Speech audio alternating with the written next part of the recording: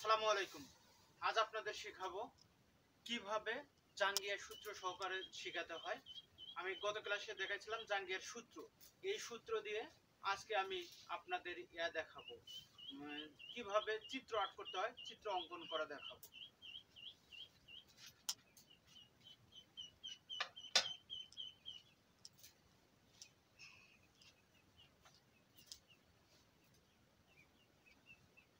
মনে করে নেন এটা আমার কাপড়, এই ভাঁজের এই সাইডেও কাপড় নাই, এর উপরেও কাপড় নাই, এই জায়গায় আমি কাপড় নিয়েছি। এই কাপড় দিয়ে সূত্র দিয়ে কিভাবে আমি তৈরি করি দেখেন। প্রথম সূত্র 1 নম্বর সূত্র আছে রাবার ঘর নিতে হবে। রাবার ঘর নিতে হবে এই জায়গা থেকে 1 ইঞ্চি। রাবার ঘর নিতে হবে 1 ইঞ্চি, এর নাম হলো রাবার ঘর। হ্যাঁ, রাবার ঘর। আর আমরা মাপ ধরছিলাম 24 হিপের মাপ। এখন দেখেন রাবার ঘর নেওয়ার পর এটা কমন নিতে হবে। তারপর এখান থেকে 2 নম্বর সূত্র আছে লম্বা নিতে হবে। লম্বা নিতে হবে কিভাবে? হিপের মাপটাকে 3 দিয়ে ভাগ করব। হিপের মাপ যা আছে তাকে 3 দিয়ে ভাগ করব। 3 দিয়ে যদি ভাগ করি কত হয়? 3 আষ্টে 24। আর তার সাথে যোগ করতে হবে অল টাইমে 2 ইঞ্চি। 8 আর 2 10।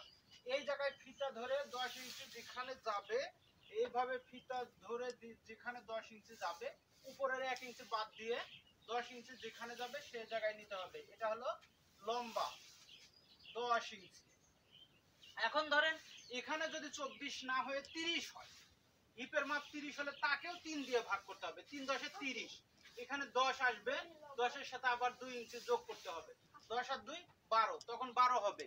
যদি এখানে মনে করেন 20 হয়, 20 কেও আবার ওই 3 দিয়ে ভাগ করতে হবে। 3 দিয়ে যদি ভাগ করি 3 3 6 18, 3 7 21, সাথে ধরে নেব, বেশিটা ধরে নেব, সাথে সাথে 2 যোগ করতে হবে, এই মিলে হবে 9। এখন আমার 24 যেহেতু আছে, 24 কে 3 দিয়ে ভাগ করলাম, 3 আষ্টে 24, 8 আর 2 10 হয়ে গেল। এখন নিতে হবে 3 নম্বর সূত্র কোমর লাইন। কোমর লাইন কতটুক নিতে হবে? কোমর লাইনের ক্ষেত্রে এটাকে 4 দিয়ে ভাগ করতে হবে। হিপের মাপটাকে 4 দিয়ে ভাগ করতে হবে। যদি 4 দিয়ে ভাগ করি 4 6 24, 6 এর সাথে আবার 2 ইঞ্চি যোগ করতে হবে, 6 আর 2 8। এই দিক দিয়ে 8 ইঞ্চি নিব, এদিক দিয়ে 8 ইঞ্চি, এর নাম কোমর লাইন। হ্যাঁ, এটা হলো কোমর লাইন।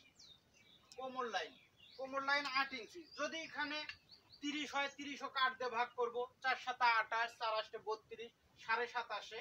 আমার 8ও হয় না 7ও হয় না, তখন 7.5 আসে।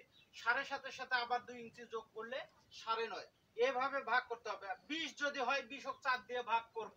4 দিয়ে যদি ভাগ করি 4 5 20, তার সাথে আবার 2 যোগ করব, 4 5 20, 5 আর 2 7, তখন এই জায়গায় 7 আসবে। এখন নিলাম, আমার যেহেতু 24 ওকে আমি ভাগ করছি 4 দিয়ে, 4 6 24, 6 আর 2 8 নিলাম। তারপর নিব বর্ডার লাইন। বর্ডার লাইন হবে কোমর লাইন সমান, এর নাম বর্ডার লাইন। বর্ডার লাইন কোমর লাইন সমান হবে। কোমর লাইন 8 ইঞ্চি থাকলে বর্ডার লাইনও 8 ইঞ্চি নিলাম। প্রথমে রাবার ঘর, লম্বা, কোমর লাইন, বর্ডার লাইন। এরপরে নিতে হবে কাপড়, মনে করেন এটা দিয়ে কাটিং করলাম, করার পরে এরপর নিতে হবে, কাটিং নিলেও হবে, আগে রেকটাম নিলেও হবে। এখন কাটিং যদি নেই, লম্বার মাঝে ভাঁজ লাইনের বিপরীতে এই এখান থেকে 8 আছে, এই না সরি, এখান থেকে 10 আছে, এখান থেকেও 10 আছে।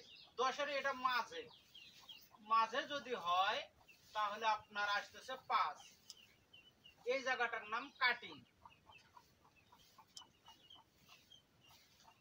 তবে এখানে একটা কথা আছে, মাঝে আমরা হিসাব দিই। এখান থেকে যদি 1 ইঞ্চি উপরেও হলে সমস্যা নেই, নিচে হলেও সমস্যা নাই। এই রেকটাম নিতে হবে এখানে 1 ইঞ্চি অথবা 2 ইঞ্চি। রেকটাম এই জায়গার নাম রেকটাম। রেকটাম হলো এই জায়গার নাম। এখান থেকে ধরেন 1.5 ইঞ্চি নিলাম, 1 নিলে হবে, 1.5 নিলে হবে, 2 ইঞ্চি নিলে হবে। এই জায়গা নিলাম, নেওয়ার পরে কাটিং লাইন করব। কাটিং লাইন কোন জায়গা থেকে কোন জায়গা? রেকটাম থেকে কাটিং পর্যন্ত এই জায়গায় নিব। এটা দিয়ে উপর দিয়ে এইভাবে শেপ দিয়ে রাউন্ড করে কাটতে হবে, এগুলো ছাট কাপড় হবে। এটাই, এভাবে যদি আমি কাপড়ের উপর দিয়ে এই শেপটা দিয়ে কাটি নেই। কাটতে হবে আমার এই দাগ নয়, উপরে এটা দিয়ে যেহেতু কাপড় আছে আর বাহিরে নাই, এটা বাহিরে নেই, কাটতে হবে আমাকে এটা দিয়ে আসতে হবে, আসে এই দিক দিয়ে এই দিক দিয়ে এই দিক দিয়ে এটা দিয়ে কাটিং করব। কাটিং করলে হয়ে যাবে। আজকের মতো এখানেই। আসসালামু আলাইকুম।